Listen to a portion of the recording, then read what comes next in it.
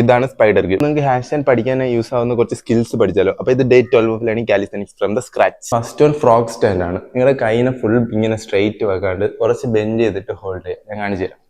കുറച്ച് ബെൻഡ് ചെയ്തിട്ട് frog stand ചെയ്യുക. ഇവിടെ മുമ്പിലോട്ട് പോകുമ്പോൾ ഇങ്ങനെ പ്രസ് ചെയ്യണം, ഇങ്ങനെ പ്രസ് ചെയ്യണം. പുറകിലോട്ട് പോകുമ്പോൾ ബാക്കിൽ ഇങ്ങനെ പ്രസ് ചെയ്യണം. ഓക്കെ, മുമ്പിലോട്ട് പോകുമ്പോൾ എൻ്റെ കയ്യിൽ നിന്ന് കണ്ടോ, പുറകിലോട്ട് ബാക്കിലോട്ട് പ്രസ് ചെയ്യുക. സെക്കൻഡ് വൺ ദ സെയിം സാധനം നിങ്ങൾ വാളിൽ ചെയ്യുക. ഞാൻ കാണിച്ചു തരാം. എടാ ചുമരിന്ന് ഒരു 2 സ്റ്റെപ്പ് ഫ്രണ്ട് എടുത്ത് പെട്ടെന്ന് ഹാൻഡ് സ്റ്റാൻഡ് ചെയ്യാൻ പഠിക്കുക. എപ്പോഴും ലിഫ്റ്റ് ചെയ്യുമ്പോൾ നിങ്ങളുടെ ഓൺ സിംഗിൾ ലെഗ് മാത്രമേ മുകളിലോട്ട് ലിഫ്റ്റ് ചെയ്യാൻ പാടുള്ളൂ. നമ്മൾ സപ്പോർട്ട് കൊടുത്തേക്കുന്ന കാലിനെ അവിടെ നിന്ന് എടുത്തെടുത്ത് ഇവിടെ ഫിംഗറിനെ പ്രസ് ചെയ്ത് ബാലൻസ് ചെയ്യുക.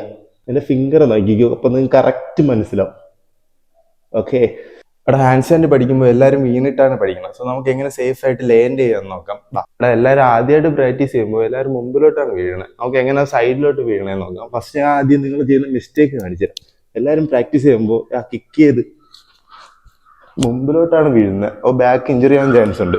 സോ നമുക്ക് എങ്ങനെ അത് സേഫ് ആയിട്ട് സൈഡിലോട്ട് ലാൻഡ് ചെയ്യാൻ നോക്കാം. ആദ്യം നിങ്ങൾ ഇതേപോലെ ചെവറിൽ പ്രാക്ടീസ് ചെയ്യുക.